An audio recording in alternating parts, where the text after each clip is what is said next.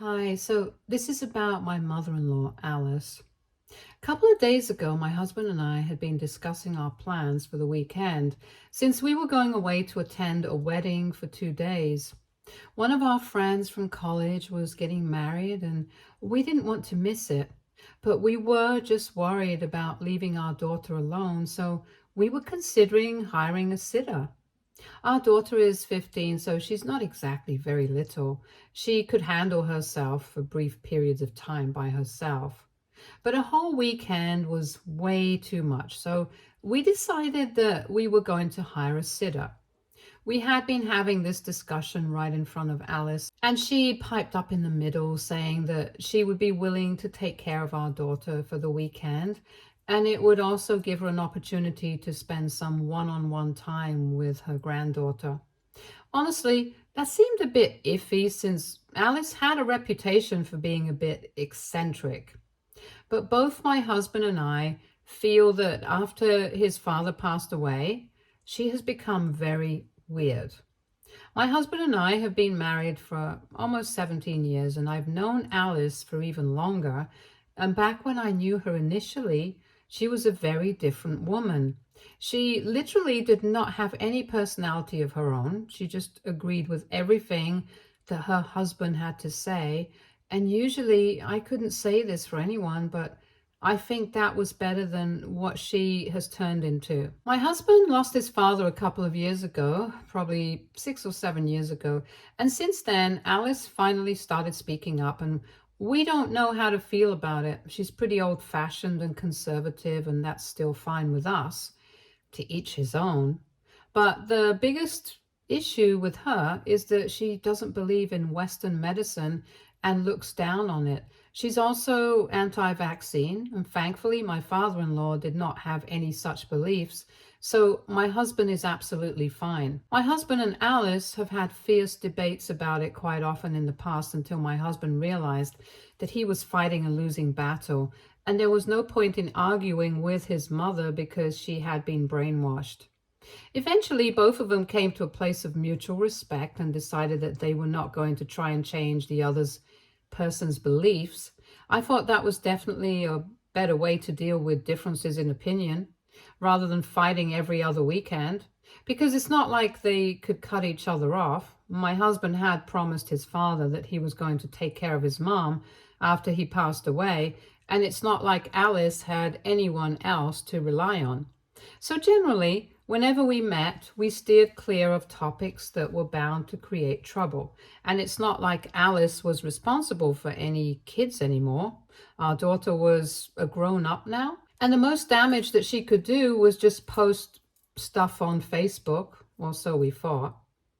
When Alice insisted on staying with our daughter for the weekend that we were supposed to be away, we were not sure about it initially. Told her that we would think about it and let her know later that day. My husband and I spoke to our daughter and asked her if she would be okay with her grandmother staying with her for the weekend. And when she said that she didn't have a problem with it, we decided that we could just say yes to her since it would be cheaper than hiring a sitter. I admit we probably should have thought things through better, but honestly, we had never even thought that Alice would try to do something stupid with our daughter. Anyway, we left for the weekend and everything was going fine until the evening, and that's when our daughter called us up. When we picked up the call, she was crying and it was very difficult to understand her. But we gathered that Alice had basically hidden her medication and was refusing to tell her where it was. So, for context, my daughter was diagnosed with atrial fibrillation at birth, and she has to take certain medications for that. Alice knows about this, and she's always known about it. She also knows that this medication is very important for her, and it came as a huge shock to us that she had hidden the medicines because that was taking things a notch too far. I was really upset when I found out, and I comforted my daughter while telling my husband what was going on. He then called his mother up, and we told Alice not to play the fool and to hand the medicines over to our daughter because this was important. But she refused and even said that this was for the best because all these illnesses that we thought we had, it was all imaginary and was all in our heads. It was exasperating. But my husband still tried to argue with her and talk some sense into her. Meanwhile, I continued to speak to my daughter and try to calm her down because she was livid. At first, she had been crying because she was upset, but afterwards, she started ranting about how idiotic her grandmother was being. And honestly, can you blame her? Anyway, after a while, when Alice still continued to say that the medication was just not necessary, I decided that I had had enough, and I told my husband to hang up so we could call the cops and have them directed to our house. I also called my parents up and told them to go to my house and stay with my daughter, and they agreed immediately, so it was all sorted. We had expected some sort of resistance as soon as the cops would show up at my place, so I had my daughter put me on the phone with them, and I explained the entire situation to them. Later on, my daughter told me that Alice was not ready to leave, and she had been dragged away while she kicked and screamed about how we were ruining our daughter's health by putting unnecessary chemicals in her body. After my parents reassured me that everything was fine, Alice was gone, and that they had also found the medicines hidden under the kitchen cabinet, we could finally enjoy the rest of the weekend. We kept checking in with our daughter and my parents periodically and made sure that everything was fine. We finally returned 2 days ago, and our daughter was very happy to see us. But my parents took me aside and said that they were very disappointed with the way that I had chosen to deal with this situation. I couldn't understand what they were getting at until they told me that they couldn't blame Alice for acting like an idiot because she had proven that she was one. All her Facebook posts, her behavior, and the way she defended herself were proof of the fact that her beliefs were completely backward, and we had known about it. So we should have had the common sense of knowing that she was not somebody who could be trusted with our daughter, especially given her heart condition and her need for medicines. At first, I got very defensive and told my parents that it was not fair to blame them because so far, Alice had never done anything involving our daughter. In fact, she had never even said anything about it. A couple of months ago, we had told her that we did not want to argue with her about these topics and that we were going to believe what we wanted to believe. And she was free to believe what she wanted to, as long as it did not interfere with our lives. Since then, she has kept her mouth shut about her beliefs, and we thought that she was going to respect them even now. I know that she did not believe in Western medicine, but my husband and I had thought that she wouldn't try to impose on our daughter at the very least. We had genuinely thought that she was going to respect our decision, but we had been wrong, and everyone makes mistakes.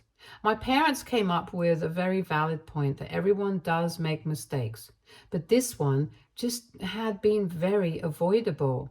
They told me that they did not expect me to be able to go in time and fix this, but the least I could do was think about what had happened and not get defensive. However, at the time, I was in no mood to accept my faults, and I ended up arguing with my parents. But now that it has been a couple of days, I'm not sure if it was right for me to disregard their opinions. After all, they did have a point. My husband and I had known what kind of a person Alice was, and in spite of that, we had decided to trust her with our child. So that was definitely on us, but I think it's unfair for them to put it all on us because, like I had said, Alice had never shown any indication that she was going to try and impose her beliefs on our family. She had promised us that she was going to keep her beliefs to herself, and we thought that we were doing the right thing by allowing her to spend some time with her granddaughter. Anyway, I discussed this with my husband this morning, and both of us feel very guilty about the argument with my parents, and we want to apologize. But we're still not sure. So AITA for allowing my mother-in-law to babysit my daughter. Update 1. Hello guys, so I hear you guys, and I have read most of the comments that people left on our post. I would like to thank everyone who took the time to comment and explain certain things to us. And yeah, my parents were right, so we decided to apologize to them after all. They had dropped everything to spend the weekend with our daughter, and that's something really appreciable. And I hadn't even thanked them properly. I guess I was just feeling very annoyed with the fact that I had been proven wrong, and I wanted to feel like I was a good mother. But my parents had called me out on my mistakes, and I guess I just couldn't handle that. So that was not right. And fighting with them about it was definitely worse. That is why my husband and I decided to pay them a visit this morning before work while our daughter was at school. My parents were surprised to see me because the last interaction that we had, it had not ended well. I guess they were not expecting me to come to my senses so quickly.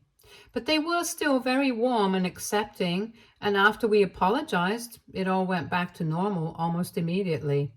Both my husband and I had decided that we were going to join work after lunch so we could spend some time with my parents and properly thank them.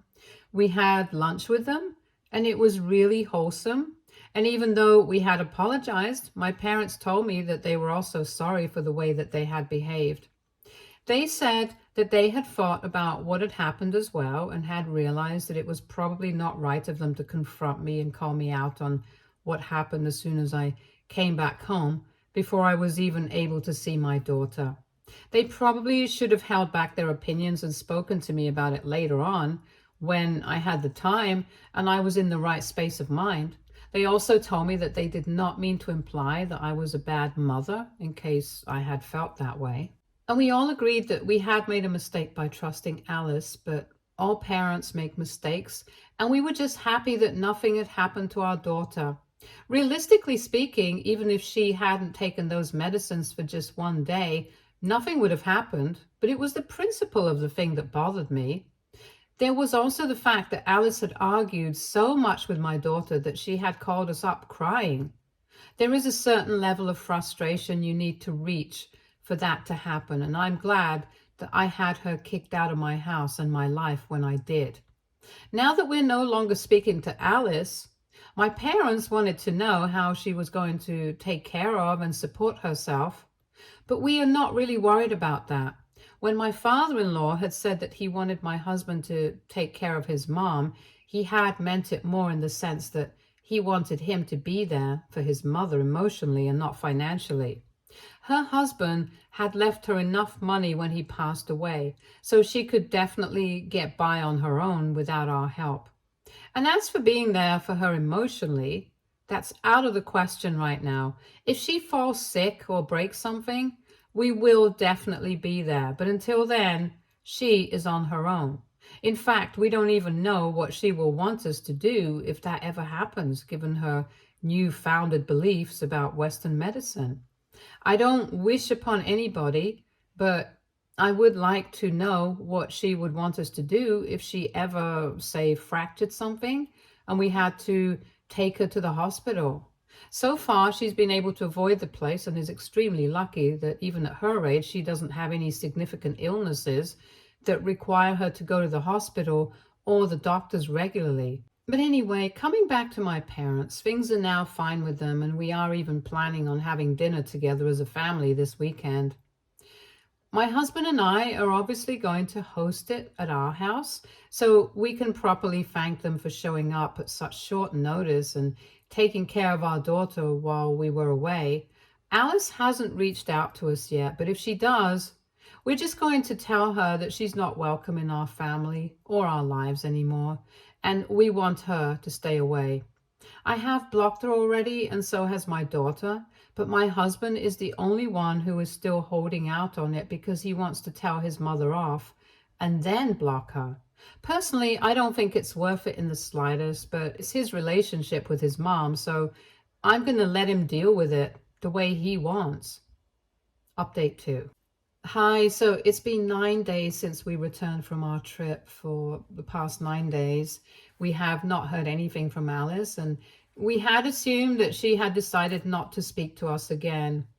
Yesterday, she finally tried to speak to us again, and last evening, after we came back home from work, she showed up outside our house, and I did not want to talk to her, but my husband invited her in, and my daughter and I decided to stay out of this and went to her room instead. I had thought that she and I would do our own thing for a while, while my husband told his mother that we did not want her to be a part of the family anymore.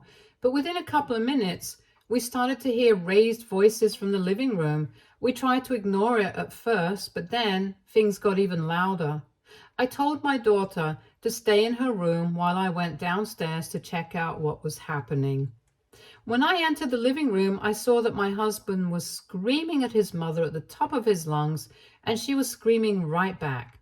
They were being so loud that for a couple of minutes, I couldn't even decipher what they were talking about.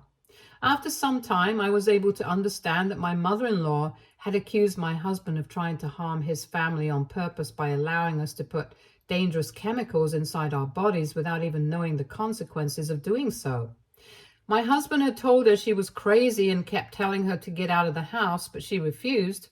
And she said that she was not going to go anywhere without having the chance to speak to our daughter and tell her that she shouldn't trust us because we were clearly too brainwashed to be good parents to her. Alice was being ridiculous, and I told her that if she did not leave, I was going to be forced to call the cops on her yet again.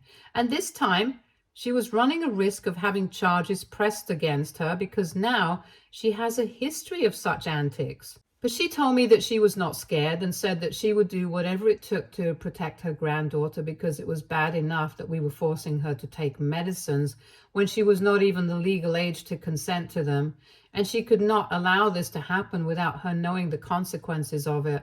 It was so ridiculous. I could totally understand why my husband had lost his temper and was yelling like a madman.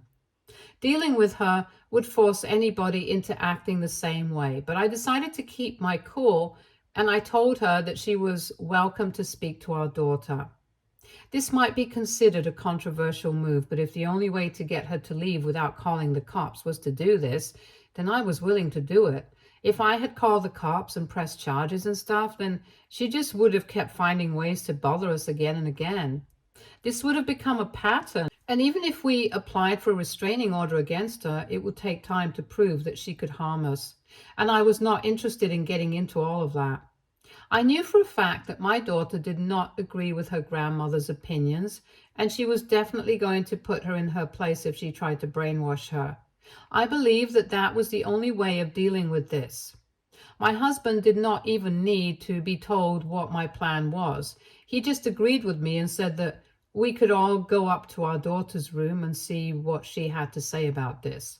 So Alice went to her room quite confidently with us behind her, and when she barged into her granddaughter's room, my daughter looked surprised, but did not say anything.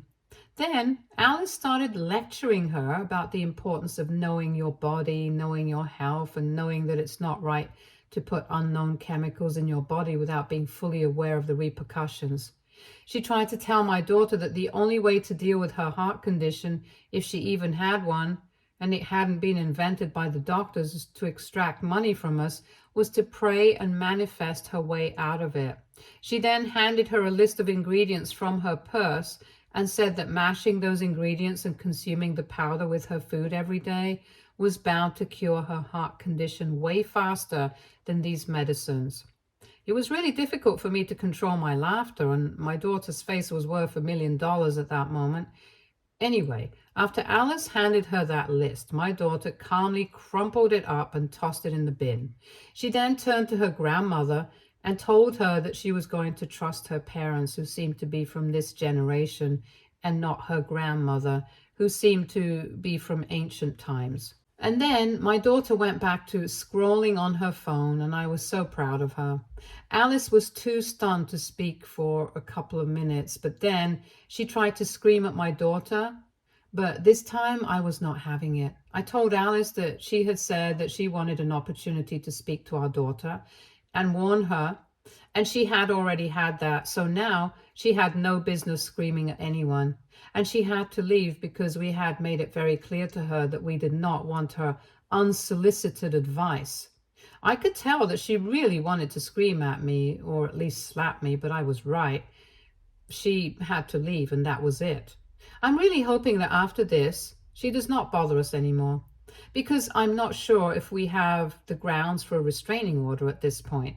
I really think that it's the only thing that's going to help us. The other thing that we can do is move out of here and change all our contact info, but that seems too much hard work to put in just to stay away from her. Anyway, I'm keeping my fingers crossed. Update 3. Last week, Alice came to our house and caused a lot of trouble, but after my daughter made it clear to her that she did not have any interest in her advice, she left us alone for a while. Of course, she could not keep quiet about this incident. She kept posting shady stuff on Facebook about us, but we did not care about that. A couple of relatives had even asked us why she was posting crap like that, and we had told them the truth, that we did not think it was necessary for us to lie just to preserve her reputation. She had done enough damage to it herself, and after we told a couple of people the truth, they started cutting her off. Just to be clear, we did not have to tell anyone to cut her off. They started doing it of their own accord. My husband and I honestly did not even have any intention of hurting my reputation while we were telling our relatives what had happened when they asked us. But I guess she thinks that it's a strategy that we have planned to ruin her reputation. She cannot contact us herself because she has been blocked by everyone, so she decided to get her friends to do her dirty work. Yeah, of course, she has a group of friends who are around the same age and have the same beliefs. So after her family member started cutting her off, she got her friends to text us and say that we had no right to publicly air our dirty linen. That speaks volumes about our character. And she knows that what she has done was with the best intentions. It's our fault that we can't see it. But it was not even worth it to speak to these people because we didn't even know them. So we just blocked them as well and went on with our lives. At this point, everything to do with Alice has become so boring that I don't even feel like thinking about it. But she's also so annoying that I can't help not thinking about it. Update 4. So we had another conversation with Alice, but luckily this time it went slightly better. So a couple of weeks back, we were supposed to have dinner with my parents so we could probably thank them. But unfortunately, my mother came down with the flu, so we had to postpone it. She finally started feeling better a few days back, so we decided to have dinner together this weekend. Last night, we were all having a lot of fun together, and that's when Alice finally showed up again. As soon as I saw her outside, I told my husband I did not want her interrupting this wonderful evening and told him to call the cops because I had had enough of this. I couldn't deal with her once more. However, she started ringing the doorbell frantically and I told her to go away, but she said that she was there to apologize. That was a first because so far she hadn't said that at any point. I was still very skeptical about her and my husband did not think it was worth it. So I told her that I was having dinner with my parents and my mother had just recovered from the flu. So we were really not in the right space to deal with drama right now. I told her that if she wanted to apologize, she could come by the next day and we could speak to each other in person. But she said that she was not going anywhere before apologizing because she had realized how lonely she was without us and did not want to lose out on spending time with her family. She even said that it was good that even my parents were here because she felt like she owed them an apology as well. Since the day that she had been taken away by the cops, she had cursed at them as well. So she just stood outside the door telling us to open up so that she could enter and promised us that she was just going to apologize to everybody and then leave.